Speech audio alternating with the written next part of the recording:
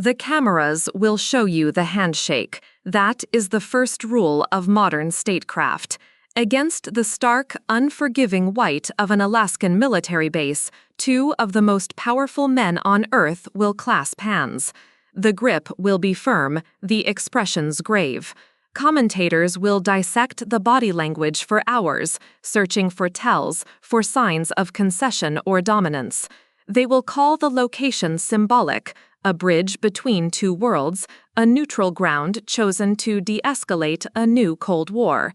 They will speak of history being made, of diplomacy triumphing over belligerence, of a fragile peace being negotiated for a fractured world.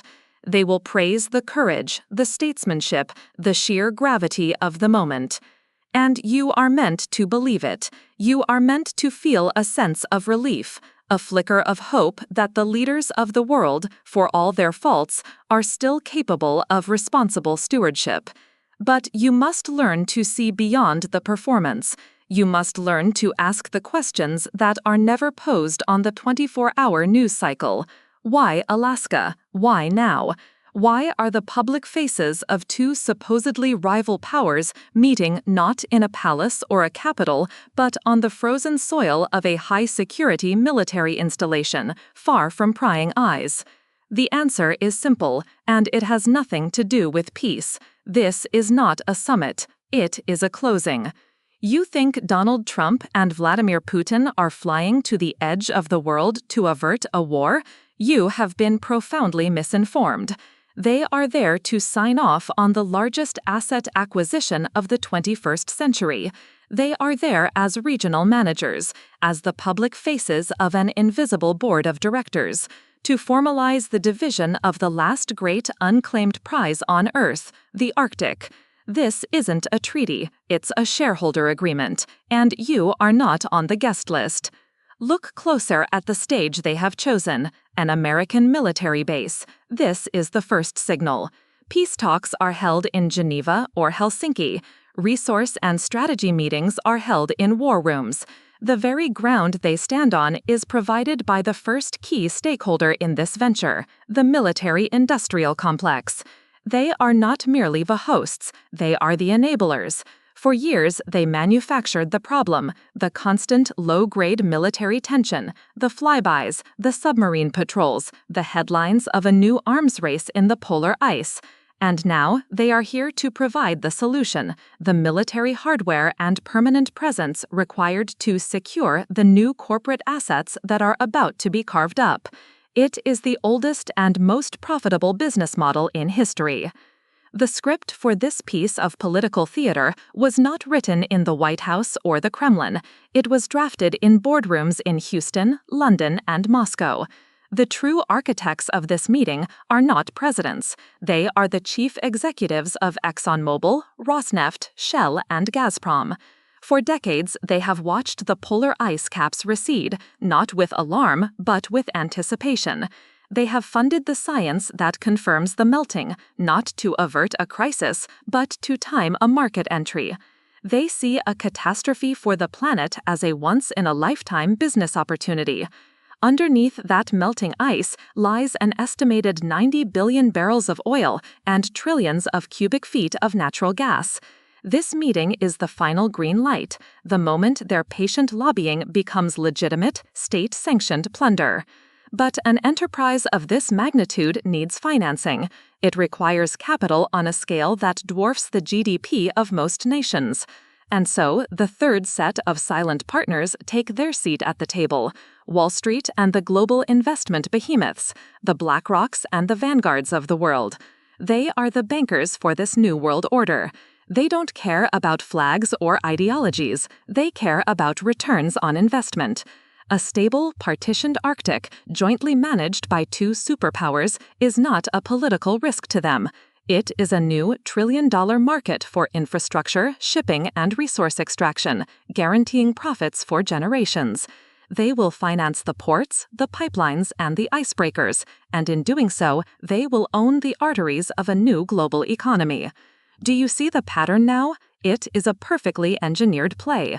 First, they weaponized the narrative of climate change. They allowed the world to panic about melting ice, all while their geologists were mapping the spoils beneath it. The crisis became their prospectus. Second, they orchestrated the drama of geopolitical confrontation. The sanctions, the accusations, the proxy conflicts, all of it was a carefully managed performance to maintain the illusion of intractable opposition. It created the necessary public tension, the fear of a coming war, so that when these two men finally came together to shake hands, it would be hailed as a monumental act of peace. It's the classic formula: create the problem, stoke the reaction, then offer the pre-planned solution. The solution in this case is not peace. It is the formal establishment of a new energy cartel. The mainstream media, of course, plays its role as the unwitting public relations department. They focus on the handshakes, the photo ops, the carefully worded communiques about mutual understanding and reducing tensions. They will analyze the smiles and the stern looks, keeping the public distracted by the puppet show while the real business is conducted behind closed doors. They are not lying, not in the technical sense. They are simply reporting on the wrong story. This is not about East versus West. It is about a transnational corporate class consolidating its power over the planet's future. Whoever controls the Arctic's resources and its newly opened shipping lanes, the Northern Sea Route that cuts travel time between Europe and Asia by weeks, controls the flow of global energy and commerce. It is a power grab of geological proportions. They are not just seizing resources, they are seizing the logistical choke points of the future. So, when you see the images from Alaska, do not applaud the so-called peacemakers. Understand that you are watching the ratification of a corporate merger on a global scale. This is not geopolitics. It is a hostile takeover of planet Earth, and the actors on stage are merely there to announce the terms of surrender. Ask yourself the one question that cuts through all the noise, the one question they pray you will never ask. Cui bono? Who benefits? Because it certainly is not you. The question was never if they would meet. The question was always who arranged the meeting. If you still believe this summit was brokered by the State Department or the Russian Foreign Ministry, then you are still watching the puppets and ignoring the hands that pull the strings. Look past the flags and the eagles. Look behind the grand performance of statecraft. You will not find diplomats. You will find the board of directors. The first member of this board is the one who provided the venue. Why a military base in Alaska? The answer is a stark and cynical piece of business logic. This is not about national security. It is about contract security. The military-industrial complex is not a neutral host. It is the first and most critical vendor in this new enterprise. For years, their assets, the fighter jets screaming across the polar sky, the nuclear submarines silently patrolling beneath the ice, were used to manufacture the problem. A constant, simmering tension that kept the world on edge. Now they are here to sell the solution. A permanent, high-tech military presence to protect the assets of their new corporate clients in the Arctic. The logos of Raytheon, of Lockheed, of BAE Systems are the invisible letterhead on which this entire agreement is written. Every missile test, every patrol was not an act of deterrence against a rival nation. It was a sales pitch, a demonstration of capability for the real customers who were about to sign the check. The military is not there to protect you from the Russians. They are there to protect ExxonMobil's drilling rights from the Russians and Rosneft's pipelines from the Americans, all under a neat, mutually beneficial security arrangement. It is the most elegant protection racket in human history. But a security firm needs a client. And the clients, the true architects of this meeting, are the second power at this table, the titans of big oil and gas.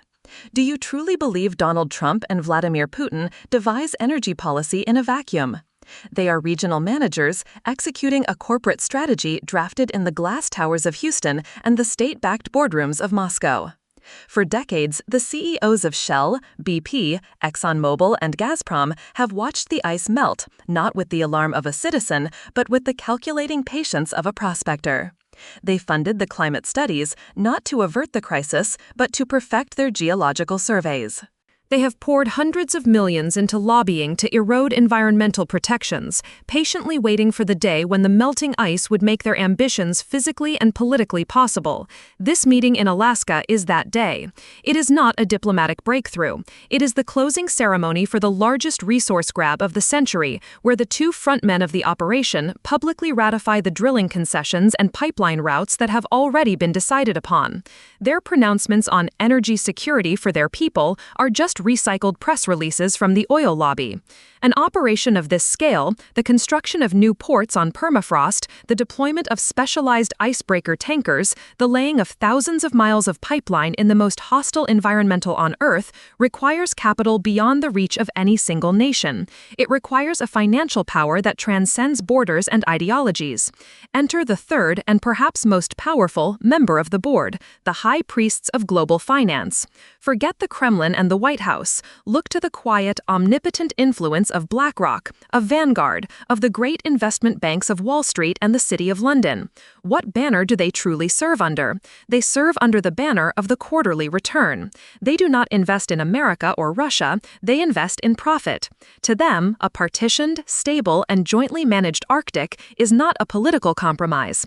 It is the birth of the world's most valuable new asset class.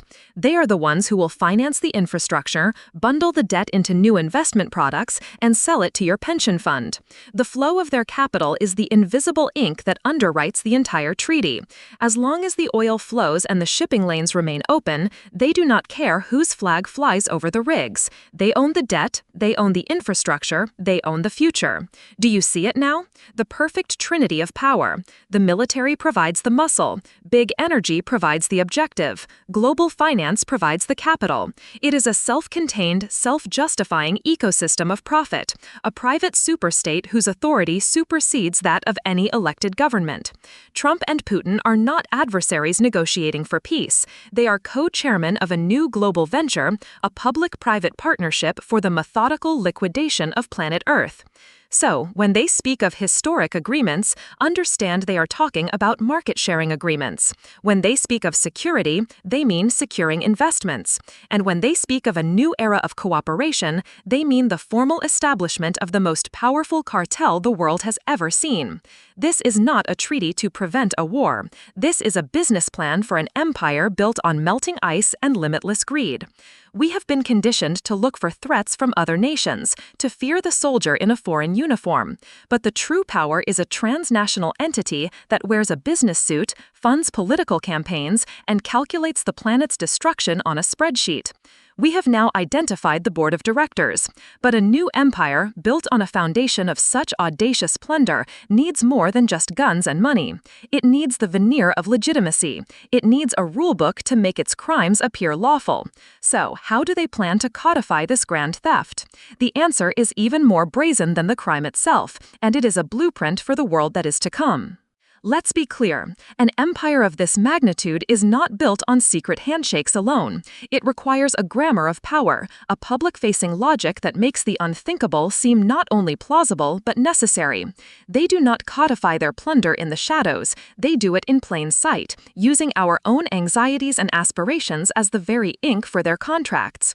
They have mastered the art of manufacturing consent, not through force, but through the careful orchestration of narrative. Their first and most brilliant tool is the one you think you understand: climate change. You have been trained to see the melting ice as a 5-alarm fire, a planetary emergency demanding immediate action, and you are not wrong. But you are looking at the fire, not at the arsonists who have shown up dressed as the fire brigade. For the board of directors that convened in Alaska, the melting of the Arctic is not a crisis. It is a divine windfall. It is the single greatest barrier to entry for their enterprise, trillions of tons of ancient ice simply vanishing from the balance sheet. They don't deny climate change, they've monetized it. The narrative they sell to the public is one of responsible transition, of adapting to new realities. But behind the curtain, the language is different. The opening of the Northern Sea Route is not a climate catastrophe. It is a corporate shipping lane that cuts transit time between Asia and Europe by 40%. The thawing permafrost is not an ecological tipping point. It is a construction opportunity. They have successfully weaponized the very crisis they helped create to justify the very actions that will accelerate it. It is a piece of corporate jujitsu so audacious, so profound, it is almost beautiful in its wickedness. But a business opportunity this vast cannot be unlocked without a cover story. This is where their second tool is deployed, the grand theater of geopolitical confrontation. For years, you have been a spectator to a carefully scripted drama. You saw the sanctions, the fiery rhetoric, the military posturing, the cyber attacks. You were led to believe that Washington and Moscow were on a collision course, two titans locked in an existential struggle. This was never a prelude to war. It was a negotiation tactic, played out on the world stage for your benefit. It is the oldest sales trick in the book. Create the illusion of scarcity and conflict to drive up the perceived value of the final agreement. When Trump and Putin finally shake hands, it is not presented as the signing of a corporate charter. It is hailed as a monumental act of statesmanship, a step back from the brink.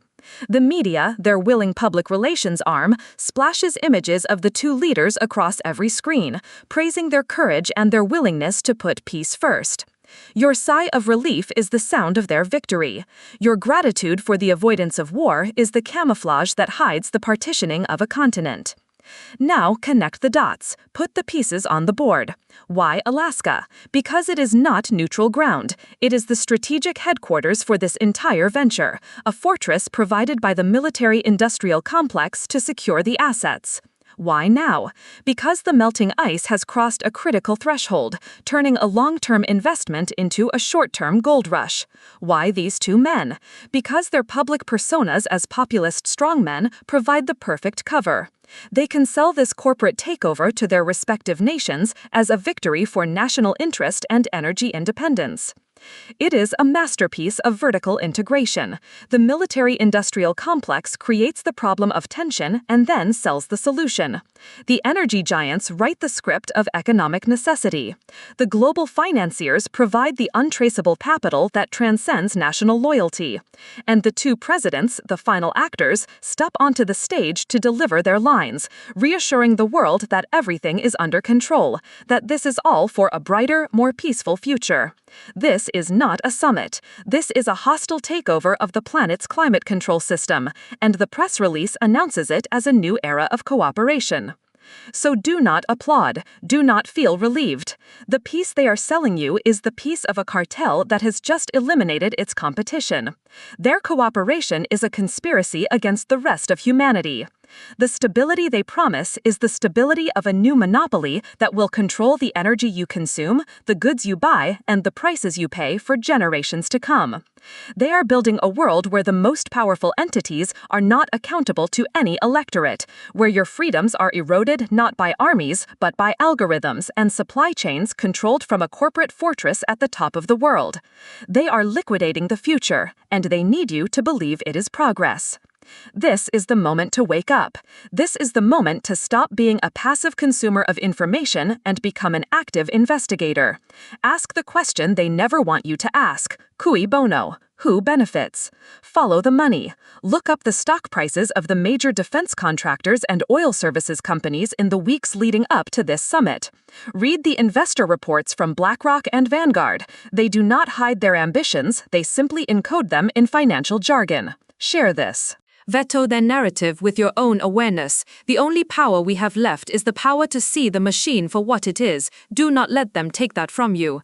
The Alaska Accords are just the beginning. A deal of this magnitude needs more than just a security force. It needs its own law. In the next chapter, we will uncover their most audacious project yet, a new Arctic treaty, a parallel system of international law being drafted in private, designed to supersede national sovereignty and create a corporate-only free trade zone, and the people writing these new rules for the world, you will be shocked.